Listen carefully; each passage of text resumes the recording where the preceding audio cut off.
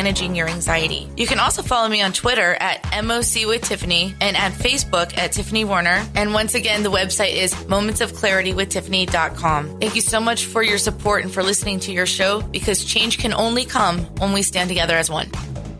This is the Tan Talk Radio Network. We are back to Moments of Clarity with Tiffany Warner. To join in the discussion, call 866-826-1340. Now, here's Tiffany Warner. Hi, welcome back, and you're listening to Moments of Clarity. My name is Tiffany Warner. I'm a licensed mental health counselor, and I'm your host. And today we're talking about music and mental health. And I have the band and live in studio sax player, Jason Anthony of Victims of Circumstance. And welcome back, Jason, so much. And on the line is the lead singer, Mike Smith. And thank you so much for joining us. And thanks for having us. Yeah, it's amazing. And I want to welcome callers to call in if you want to join our discussion, 866-826-1340. Once again, 866-826-1340, and join our discussion, ask any questions. And they're local celebrities. And I've been following you guys for years. Met you a long time ago. So this is really exciting for me. And I really liked watching you guys grow and how far you've come. And it's really great. And I want to get to one of your songs so people can see how wonderful you are. But I think we're going to start with the song Sober. And the description is... Number 6. Is that it's a struggling alcoholic sees the possibility of salvation in a new friend. And I just want to talk about what the song's about, or what it means to you.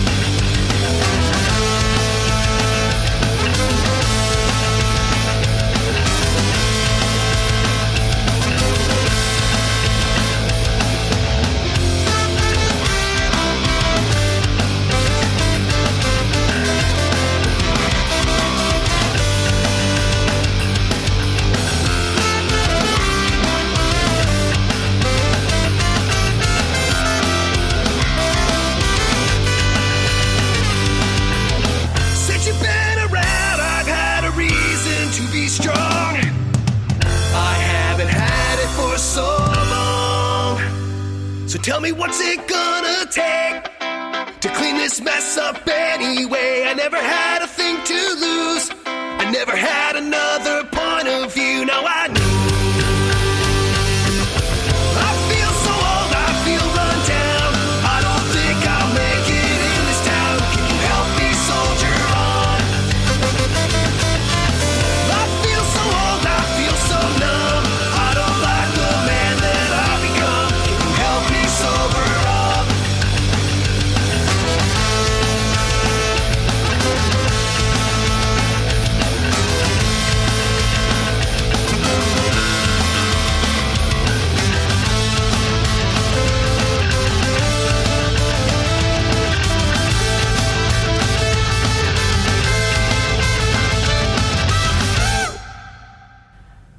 wow. Yay.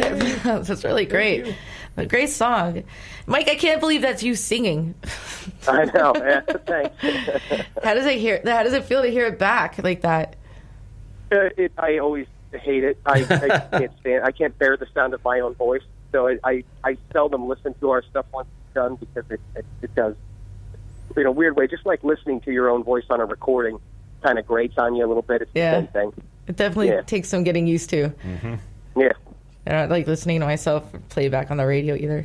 But after a while, you're just kind of like, oh, that's my voice. But it takes a while. I haven't gotten used to it yet, although I will say this record, and maybe it's partly getting used to it, I think it's the best stuff we've done. Yes, agreed. I'm really proud of this one. It's the first time I think I like every single song on the record. And that's what Jason said. Yeah, it's true. Yeah. It's true. This one took the longest, too. Yeah. It really did. I mean, No More Heroes was 2014. Yeah. So we started drums. We recorded drums in like May of 2018. And it's just, I mean, like I said, our writing process is unorthodox, to say the least. Nobody, for the most part, it's happened a couple times where somebody comes in with a fully formed idea. But most of the time, someone will come in with, like Glenn, our drummer, will come in and whistle this melody, and then we have to translate that into something and then turn it into a song. And we've done that several times. But it's a weird process. That's a lot of talent and skill. It's something. So, who wrote the song "Sober" and like what inspired that? Well, we all wrote it together.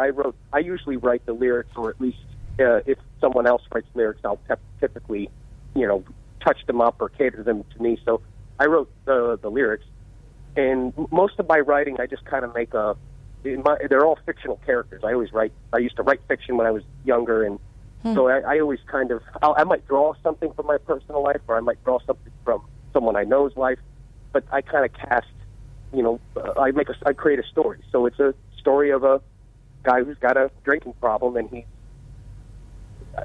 in my mind, it's a child he's having. It's a baby that's on the way. But that doesn't necessarily, it could be anyone. It could be a new girlfriend, it could be a new friend, it could be maybe a sponsor, but it's someone who he's now depending on to keep him sober. And I think the best part of it, or the key to the song, is that bridge where he says, since you've been around, I found a reason to stay strong. He's thrown all his sober eggs in this basket. So the question is, what happens if that person goes away or leaves? Right. Anybody who knows anything about addiction knows you can't rely on a sole person or a sole thing in your life to stay sober. You've got to be able to do it on your own. So for me, that's what the song's about. He's got this person that he's clinging on to stay sober, and that person might not always be there. Well, it's kind of not the way to get sober in my mind. Right. And fiction writing is a really strong way for people to read, to be empathetic and compassionate for others. People feel empathy through reading fiction, and it's very therapeutic to write that way too, which is really healthy. Yeah. And it's very insightful too, that you guys are telling this story from somebody else's point of view, and very good mental health too. Very good point of view. Oh, thanks. Well done too. I appreciate it. Yeah, all of our songs, though they may have some of me in them, are usually characters that I make up, that I create, and then write a song based on that. Who knew when you were writing fiction back in the day, it'd turn into a national song? They turn into what's that? To a large song, like a national, worldwide song or whatever, global. Yeah. So you guys have toured Europe and all that. How did that go? Great. It was. Yeah, we had a great time. It kind of got more festivals as we went on, but we basically get a couple of festivals and then you just fill it in with pub dates. So some of the dates weren't that great. There were empty pubs that we played in, but there were plenty of festivals too. And where was the place we played, Jay, where the whole town came to this pub to watch us play? Was it Ipswich? No, that was Torun, Poland.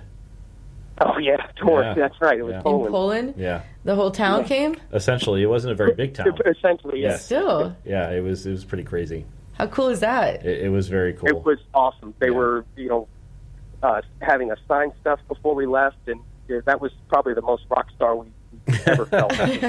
Come to find they out, really appreciated the entertainment. Yeah. They loved us. I was probably the only thing going on in town that Correct, night, and yeah. I kind of grew by That's what reputation you're because we had a big bus was there, and slowly, it just kept filling in, and more people were showing up, and it was great. It's a great night. Yeah, come to find out, the vast majority of the attendees didn't even speak English. Right. Yeah, They were just there to be there, and they were just grooving on the music. yeah, Yeah. no, it was great.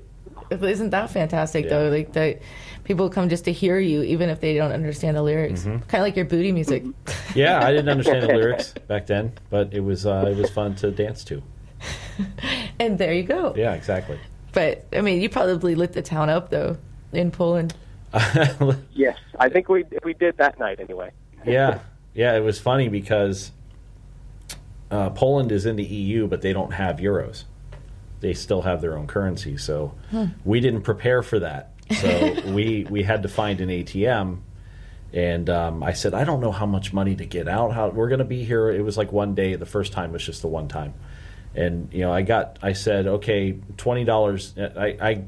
I put in for $50 in their currency, and it was like $18 US, and everything was like very, very affordable there. So when we were done playing, we put all of what was left over together, and we just put it on the bar and pushed it to her, and she just gave us all the beer that we could get for that money because we couldn't use it anywhere else. So we just loaded up on beer and took it on the bus with our 12 pizzas. There's your 12 pizzas. Our 12 mushroom, ketchup, and mayonnaise pizzas that we got from the Really? promoter. Yes, they were all the same. Yes. Yep. Ketchup, mayonnaise, and mushrooms. Yes, it was Yes. as delicious as When It's like Someone Thousand hands Island you- dressing, pretty much. Yes. Oh, I And didn't when think of someone that. hands you a stack of pizza boxes, you're overjoyed when somebody gives you a stack of pizza boxes, but then you open them up, and it literally is like a pizza crust and cheese, mushrooms, mayo, and ketchup. And it was not. We were starving, Yes. so I ate some of it, but I it's had not these. appetizing. But it wasn't like mixed together sauce. It was like somebody took a squeeze bottle of ketchup and then somebody took Yeah. a squeeze bottle of On mayonnaise. the top. Yeah. And threw some I'll mushrooms on send there. you a picture of it later. You can Okay. post it. Yeah, it was fantastic. Yeah, but I think that's how they make Thousand Island dressing. So it's basically Thousand Island dressing with some mushrooms, but that was a seasoning though. But I don't know what it was. I don't know. but it was edible. It was edible. Yes, It was edible. No one was injured in the eating of the pizza afterward. Wow.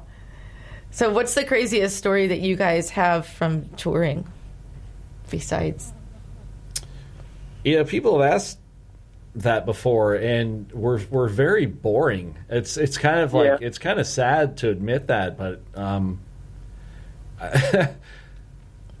and there's nothing. What would be exciting for us would not be exciting for anyone else. Right. We've had good try me. days and good tours and good times, but it's so tame. Like, we're all pretty even. We don't use drugs. We drink a little bit, but we're all reasonable, and we go to bed on time. So we don't have any particularly crazy Yeah. stories to tell that I can think of. Yeah, unfortunately, for radio purposes, I should have warned you that we don't really have a good story for that question. You didn't know I was going to ask it, though.